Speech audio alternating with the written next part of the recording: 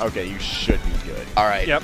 There we go. So, because there are 2 non-top 8 matches happening, or there are 2 top 8 matches happening off stream, I need to sit over here. Yeah, or he's shy. Don't worry about it, Pete. Yeah, I'm just so scared of the camera. Yep.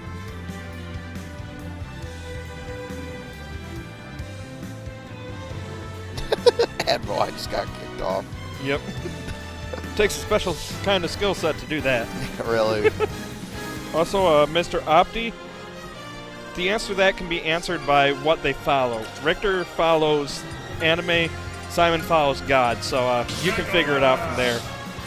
Jesus Christ. I know, that's what Simon would say. Yeah.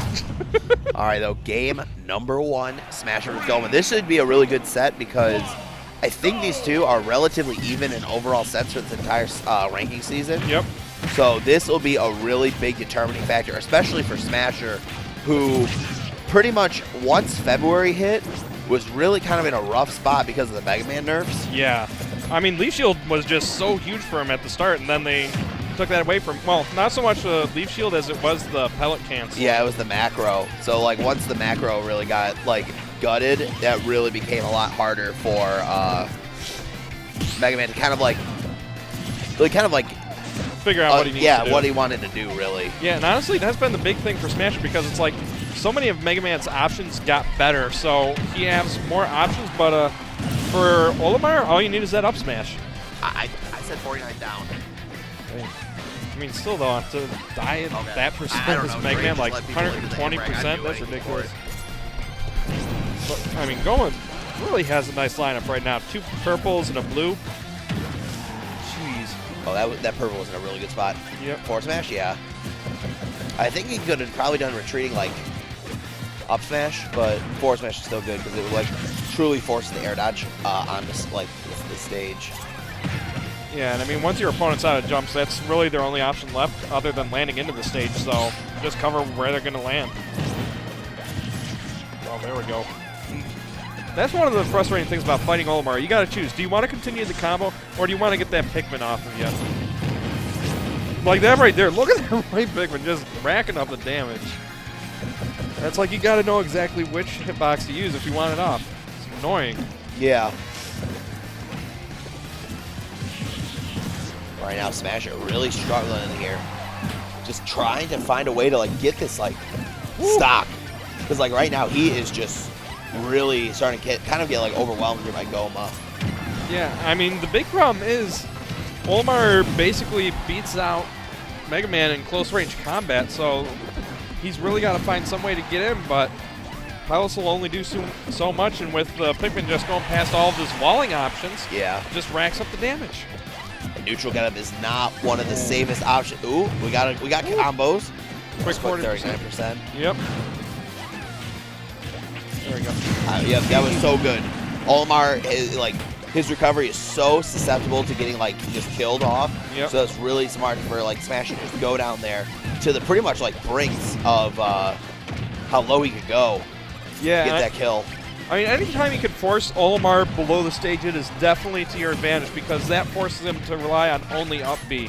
Because if he's above the stage and can actually just drift down towards the ledge, he can up B to get a little bit of height and then come down with an attack. So it really limits his options once you force him low. Ooh, here we go, getting the grab. Finally getting some stage control here.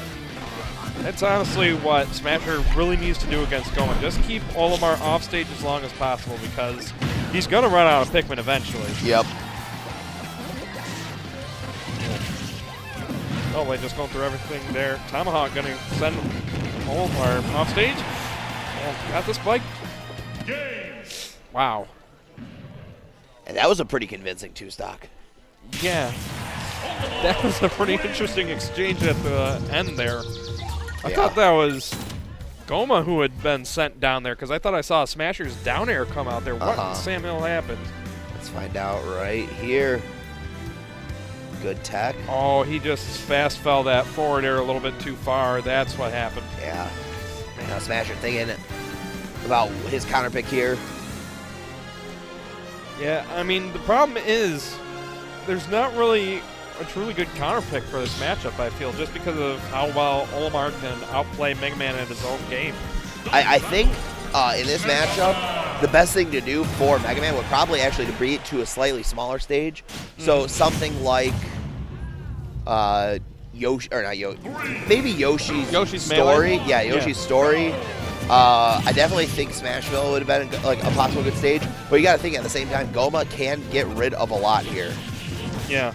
So taking him to FD, this can also work out for Smasher just because he'll have a bit easier of a time keeping Olimar from getting back onto the ground.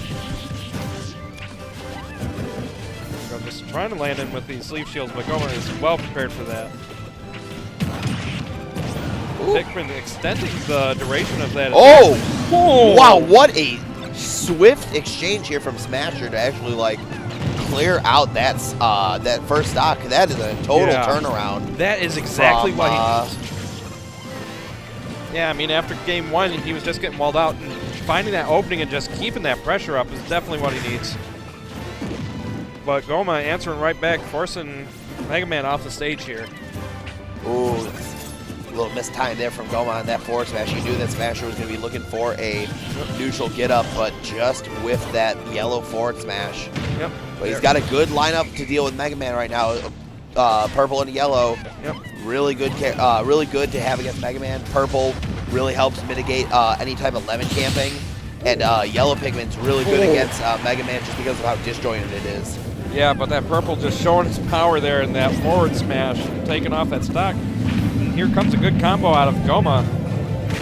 Oh, attacks on the blue, but then Smasher wisely uses that extension. Oh, Yeah. the down smash was a really good like mix-up option there, but I don't know if it was the right call. Yeah. Oh, that beautiful, beautiful. That was such a good edge guard. Yeah. And like honestly, that is one of the huge things that people need to evolve your character's metagame against Olimar. It comes down to how well can you actually go out there and edge guard. Olimar's like a B, yeah, he's got a lot of like versatility in it because of like being with less Pikmin, you can like move around a little bit better, and you can kind of like you can kind of like ascend and descend pretty willingly with just how you hold B. Yep. But if you go out there and just challenge him, he's really not in a good spot. Yep. But Smasher trying to make himself back into a good spot here, keeping Goma towards the ledge. Oh, look at that! Oh my God! Still living though. Barely. Man, like 5% more, and that would have been it. Yeah, Goma has got to turn something up here because right now we are really looking like a total turnaround from game one to where it's almost like a mirror opposite. Yeah, and I feel like a lot of that is that Smasher's been able to control the stage a lot more efficiently against Goma here because there are not those platforms for him to safely land on. He's always got to be landing into this projectile barrage that Smasher is throwing out here. Smasher forcing Goma off the stage here. All the Pikmin gone. Back air gonna finally take it. Jeez. That is exactly what Smasher needed to even this set back up between these two. Or filling his TO duties as we get to watch this replay here right in the beginning when Smasher really set the tone for this one. And right here's where it started, that down air, forward air. And the Metal Blade just keeping him from getting back down on the stage there. Good awareness of where Goma wanted to go. So Smasher takes it. Yep. Going to game number 3. Got the stage pick finished and getting the characters ready, and we are going right into it. Now, what was the counter pick? A stage. Yeah, probably PS2. Yep. Yeah. I mean, it's a big stage. There's plenty more safe space for Olimar to be landing on platforms as well to help him find his way back down and get some Pikmin out. Definitely. And really, like looking at this, I don't think it's a bad choice because Mega Man does get a lot off from this stage being a lot bigger. He's got a lot more room to land. Like while I think FD is definitely a stronger stage for him, but I think it's fine to leave the stage open going into game number 3. Yeah. As long as he's able to carry over what he learned in Game 2 into this, he should be fine here. The challenge is just finding a way to keep Goma off the stage here because, as we're seeing, he's having an easier time finding his way back down and his way in with these platforms here. Oh, I like that. Using the rush coil to actually get up higher than Goma there, so that way he can threaten with that down air. Metal Blade forcing him to give up his attack option there. Definitely. And man, Smasher turning this around here. Like you can tell, like when game 1 started to now, Smasher really has learned a lot of like what to do. The approach, like the way he's approaching his matchup, it seems just a lot cleaner. Yeah, and I feel like a lot of that has just been all the conditioning he's done to get Goma to sit in some shield. Because we've been seeing a lot more empty hop grabs out of Smasher here. Back air going to take off that sock, and it's all just adding up for him. Now Smasher, now that he's got the lead, doesn't have to worry about approaching as much, so this is definitely going to be a difficult spot for Goma because a lot of these Pikmin will have a higher arc, so these platforms can help Smasher avoid a lot of the throws.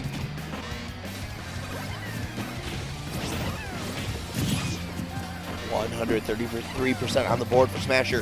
Goma trying to find a way to get it. You can tell like he's keeping that blue Pikmin right at the front of the lineup so he can just get a grab, but Smasher is just brute forcing his way in and making it where Goma has to just like try and swat Smasher away to just try and get some semblance of space. Yep. But you know, he managed to get that purple bear.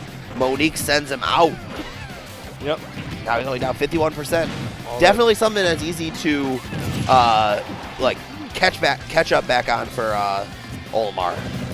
Yep, but Smasher keeping up the pressure here, trying to make sure Olimar stays at the edges, but Goma's been doing a good job just slowly pressing his way forward inch by inch, just reclaiming that stage space. Yeah. Ooh, oh, getting the yellow part of the down smash was actually really good because the amount of like hit lag that or like hit stun players are stuck in, you could possibly get a good follow up. Yeah, and he almost did with that grab there, but Smasher able to react just in time. Yep. Oh man, we're starting to see some form of a comeback coming here from Goma. Kind of taking this to about like a 50% deficit here, but super doable when you got 2 purples in the lineup. Yep. Oh my gosh, that Thor there, that flame sword, so strong against these light characters. I just really like Smasher's use of that rush coil at the edge here. Oh, Goma's starting to catch on one of those empty grabs, but the way he's using up B to make sure that he can stay above Goma as he's recovering. Beautiful execution of that back air to catch and stuff Gomakenpi's approach. We're really seeing what a lot of what has really helped Smasher 1001 has been his resilience at going down and contesting Gomakenpi's recoveries. That has been like the true ace in the hole here to make this very, very much back in his favor from how game 1 ended. Yeah, I mean, the fact that he's figured out a way to force Goma into lower recoveries pretty consistently has definitely been helping him out here. But Goma really putting on the pressure at the edge of the stage, but Leaf Shield getting Smasher out of that. And he's also forcing, like, Smasher's also forcing Goma to be on the approach. That's not what Olimar wants to do. Olimar's game plan is to keep like a zoner, keeping you out, keeping you nowhere near him, just forcing you to fend off his little vegetable demons. Yep. Up smash, that's going to erase that stock. 55% deficit, super doable by Smasher. All he needs is just one quick combo starter. But Smasher, I don't think he's going to let him get it. Yeah, I mean, Goma definitely looking for some way to get that grab to start off that combo, but Smasher using these platforms pretty well to make sure that he can avoid the grabs. Yeah. Smasher gotta find a way to get rid of at least one of these purples. Getting 2 purples and the yellow is like the true ideal lineup for Olimar. But that yellow is gone, so I think next up you have blue. Yep. So now if he's got him at kill percent, that blue will definitely be good for throws. Yeah, that blue is tagging on percent pretty quick, but yeah, these purples are just really irritating to deal with for Smasher because you see, like, right there, they just eat right through the pellets, so he can't zone them out efficiently anymore. They're going to send him off stage. He's got to find something here. Back air, not going to be enough. Oh, is that it? Dips down way low. And Smasher with a clean execution on that 2-1. From where game 1 ended, to see Smasher pull that set out, incredible. That showed a lot.